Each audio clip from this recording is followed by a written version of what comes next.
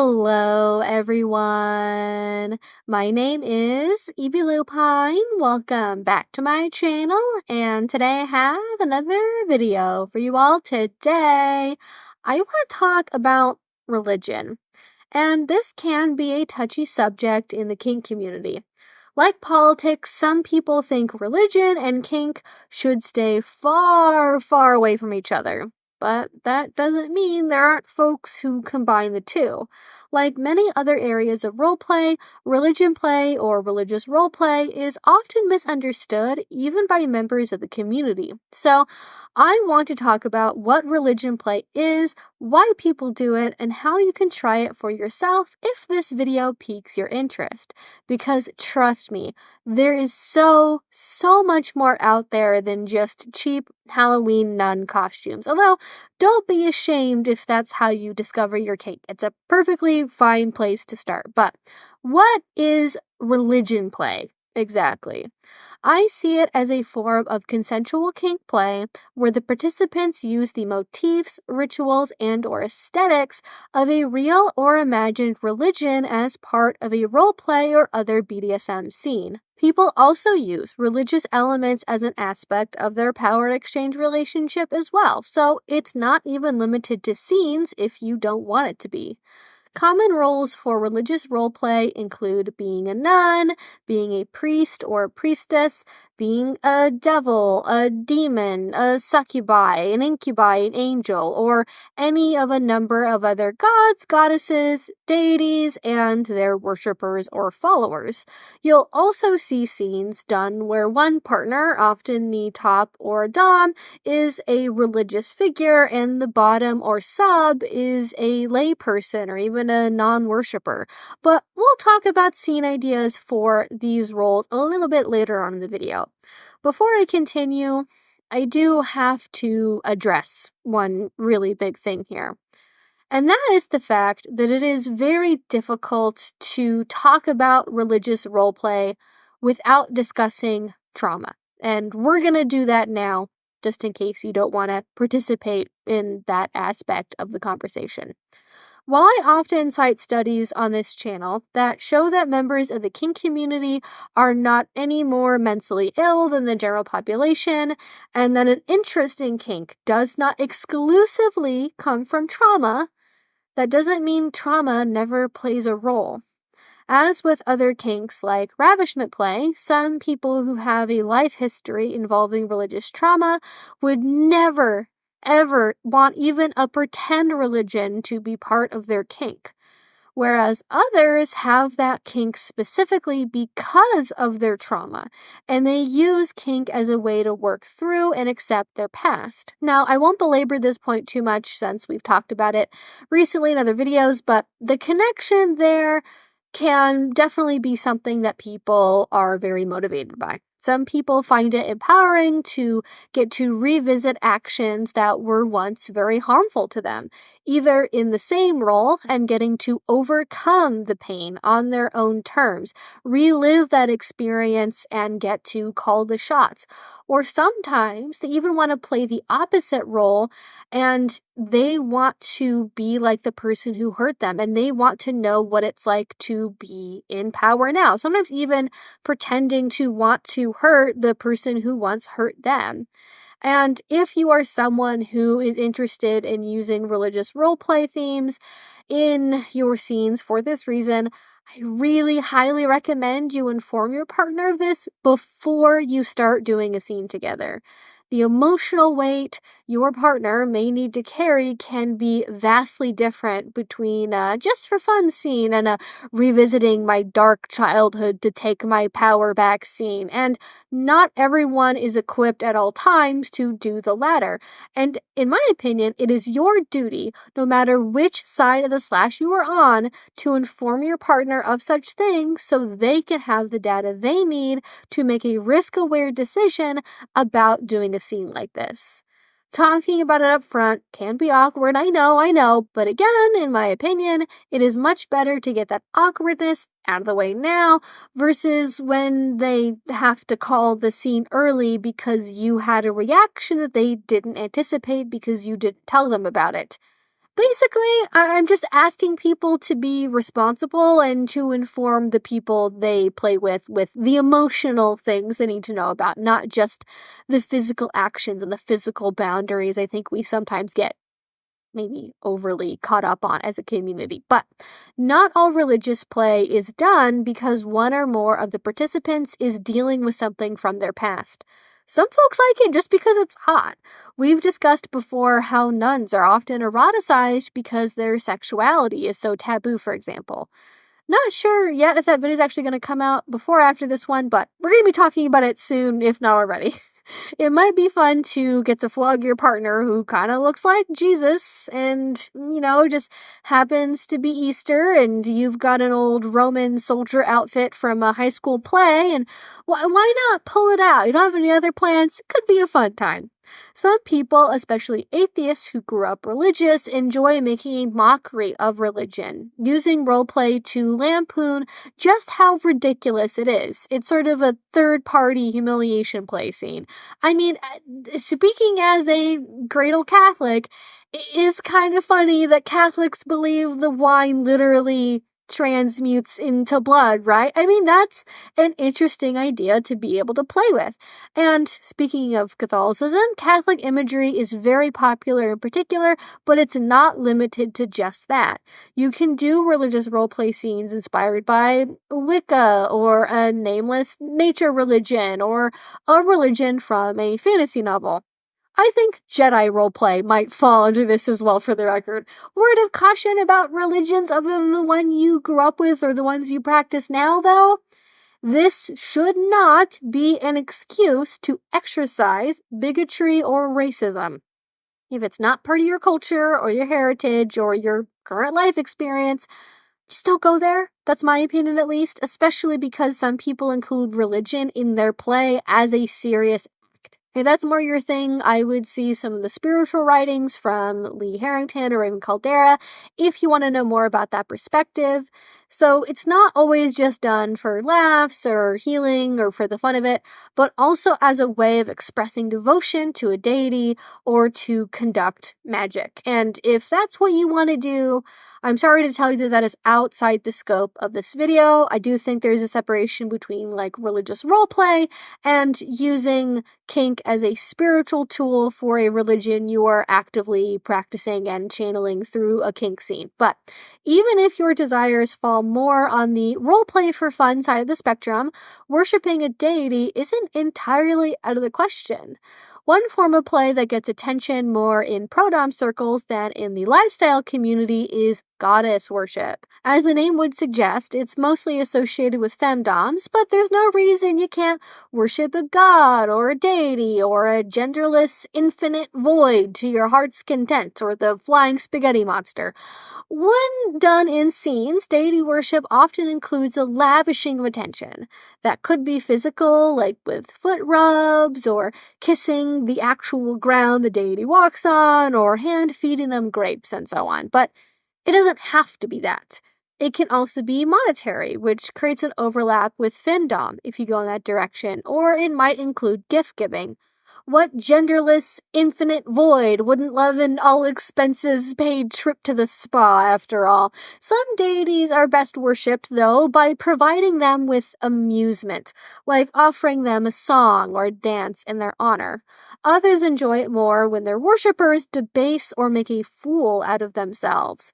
If forced animal roleplay, bootlicking, SPH, or other forms of humiliation are your things, this is one way to incorporate some of those elements. But naturally, as with all things in kink, the best way to know what to do is to ask your deity what they like. They probably have some ideas, maybe even a list of demands delivered from on high they would love to give you. And speaking of that, let's talk about power exchange, because that can be a big part of worship as well. Even if the relationship isn't explicitly religious in tone, many people think about their DS relationship as one where they worship their dominant partner, following their commands the way a pious follower would in a more religious, overt context. I've heard some describe their power exchange as being a process of becoming their dominant's high priest or priestess, cultivating a high level of devotion to them, always looking to go deeper and deeper into their submission. The way that some very devoted Christians think about the way that they always want to have a deeper and deeper relationship with Christ. I've heard it said before in women's circles and Christian spaces that you need to put Jesus above everything and all else and love him more than your husband. That sure sounds like could be going in the direction of kinky devotion to me.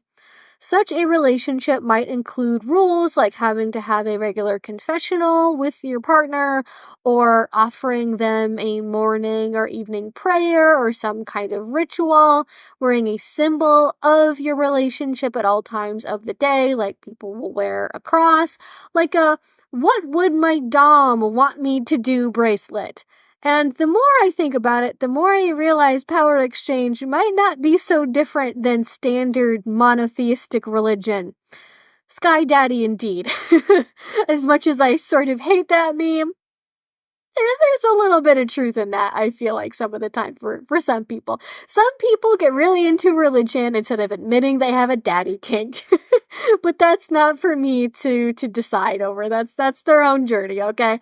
And although I love power exchange, this video is supposed to be focused on scene ideas, so let's get back into that for a moment. The world of religion play is quite diverse, so I'm sure I'm going to leave some things out, but I see most play in this area fall into at least one of these three bigger categories. One is traditional, straight-up religious roleplay. Two is blasphemy or corruption roleplay, and three is pseudo-religious monster roleplay. When I say traditional, straight-up religious roleplay, I mean things like priest and nun roleplay. Like, it's very similar to stuff like, a doctor, nurse, like medical roleplay. So you're going to be doing things like maybe doing a confessional scene with a lot of emotional humiliation while you're in like a stand-up cage, or maybe you're seeking spiritual redemption through physical pain, or role-playing as a naughty Catholic schoolgirl. The religious part may be quite perverted in both senses of the word. After all, most people are not getting an OTK spanking while praying the rosary, but it doesn't involve any huge subversions like blasphemy play or any supernatural elements like monster roleplay might be more likely to include. This would also include scenes that recreate people's lived experiences in a more controlled environment and doing processing around them, or at least playing around with them in some fashion. So, for example, that would be like doing a scene where you're on a camping trip and you want to recapture something that happened at Christian wilderness camp in high school. Or maybe you want to do a pseudo reverse baptism again, but on your own terms. And then you get to fight back and struggle instead of having to go along with being baptized. These kinds of scenes can be healing, silly, irreverent, and sometimes all three. I think there's a lot of stuff you can do without necessarily having to completely flip everything totally on its head. But maybe you are the kind of person that likes to flip ideas on their head. Maybe you like to play in a little bit more of a psychological direction, a little more scary, a little more intense, a little more dark. And I think that is where blasphemy and corruption roleplay come in. And I could do a whole video on this subsection alone, but I think I'm going to save that for Halloween this year, so stick around on that one. Generally, though, the purpose of these scenes is to subvert the expectation of a religion completely, or to let the so-called dark side win. I mean, obviously, if you talk to a Satanist, who the dark side is will be fuzzy, but, like, generally speaking, it's the ones associated with, like, darkness and demons and, like, the scary stuff that modern mainstream culture would consider to be scary, especially getting to loyal followers and like mind controlling them and things like that. Maybe it's Mormon missionaries going door to door to convert people. Well, whoopsie, maybe they actually end up being converted to Satanism by a wily witchcraft practicing seductress. That's the kind of thing that blasphemy and corruption play is all about, in my humble opinion. It's not just about the Catholic schoolgirl being spanked for being naughty, but the schoolgirl accidentally performing a spell while secretly masturbating, and then releasing an evil spirit that feeds on torturing human beings when they dare to self-pleasure. Or maybe the schoolgirl was tricked into giving up her purity, and now she's getting a taste of what hellfire will be like as a result. And maybe that hellfire feels so good that she couldn't possibly stop herself now. Yeah, blasphemy and corruption play naturally overlap with the next category I'm going to talk about here as well. Think of a priest who is trying to perform a classic movie exorcism, just to be overwhelmed by the demon himself and end up being possessed. Or maybe an angel was sent down from heaven and the angel ends up falling in love with the devil and then turns their back on God. I feel like there was a manga that there was a clamp manga that talked about this at some point. I literally just remembered. Who remembers that? Could someone tell me? I literally forgot what it's called. Anyways, many monsters associated with religion are products of corruption, an attempt to get humans to betray their creator. Think of an incubus or a succubus that ravages the pious housewife, or the many creatures who wait in the darkness for the lost souls who dare to tread at night. Vampires, for example, are now often devoid of their religious connotations. Modern depictions sometimes show them being completely immune to holy water and unafraid of crosses, for example. But I think vampires fit right in the wheelhouse of religious roleplay. Castlevania roleplay, anyone? And that is not even touching on Anne Rice's novels, and we know that woman was very horny and extremely kinky. For the more biblically minded, though, figures like Lilith offer an interesting concept to play with. Is she a demon preying on innocence? Or the first wife of Adam punished for being unwilling to submit to him? And maybe in your scene, Lilith is even dominant over Adam. That sounds like a switch fight, role reversal opportunity to me if I ever heard one. And even if your religiously themed scene is light on the roleplay, there's lots of fun options for toys that can help give your play the right flavor. Many of the implements we use today can trace back part of their origin to religious flagellation. If you're curious to know more about that, I highly recommend Peter Tupper's book, A Lover's Pinch. Now referred to as disciplines and scourges, you can buy these rough rope and chain floggers from specialty suppliers. I'll have a few websites suggested down below. I can't necessarily link to them, but I will at least have the names. One unusual favorite from the tradition includes a braided seagrass whip, which supposedly produces a sensation unlike many other toys.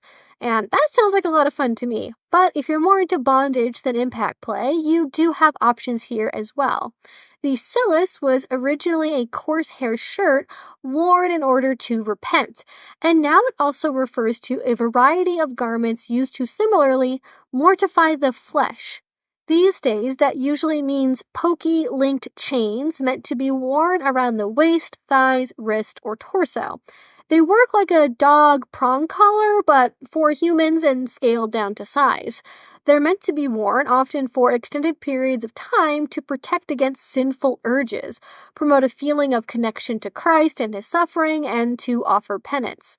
I'm actually shocked I don't see more toys like this used because they seem like they would really catch on and be quite a lot of fun if people knew about them. So bring one of these to your local dungeon the next time that you have the opportunity to, and see if anyone has a reaction or asks you where you got it. You'd be surprised how little effort it takes sometimes to start a trend in your local scene. But with that being said, that is basically what I wanted to share for a 101 on religion play or religious roleplay.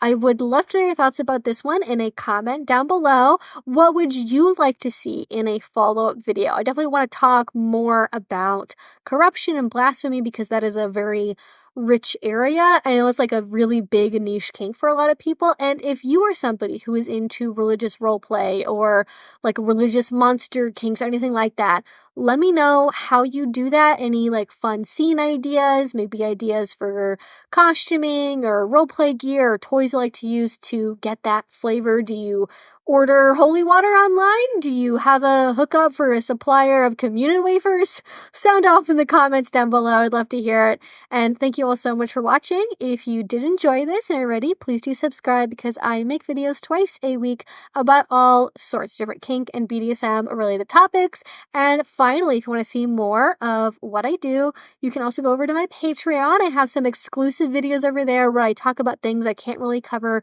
over here on YouTube, and it also helps support the channel.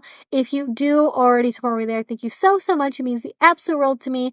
And until I see you all next time, I hope you have a great rest of your day and a great rest of your week. Bye-bye.